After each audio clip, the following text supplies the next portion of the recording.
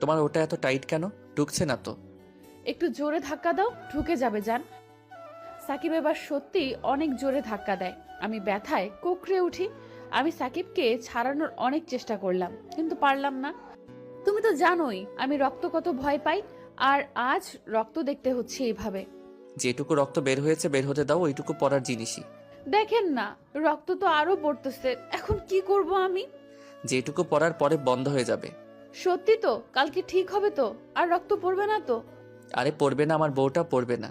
ঠিক আছে, তাই যেন হয়। আর রক্ত পড়লে তোর খবর আছে, মনে রাখিস। কেন, তোমার কি ওইগুলো করতে ভালো লাগছে না? তাহলে তখন যে রুমে এসব করার জন্য পাগল হয়েছিলে। আমার তো ভালো লাগতেছে, কিন্তু ভয় হচ্ছে একটু।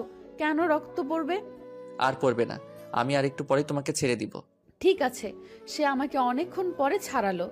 আমিও তাকে জড়িয়ে ধরে ঘুমিয়ে পড়লাম। মাঝরাতে আবার তার ডাক। আখি, এই আখি, আর একবার করব। আমার না আবারও ইচ্ছা করতেছে। আমি পারবো না বাবা গো। প্রথম রাতে আমার কিন্তু অনেক কষ্ট হইতেছিল। আরে, এইবার যদি আর একবার করো, তোমার আর কোনো কষ্ট হবে না, দেখো। না, আপনি মিথ্যা বলতেছেন। মিথ্যা না সোনা, সত্যি। একবার তুমি ট্রাই করে দেখো। আমি পারবো না।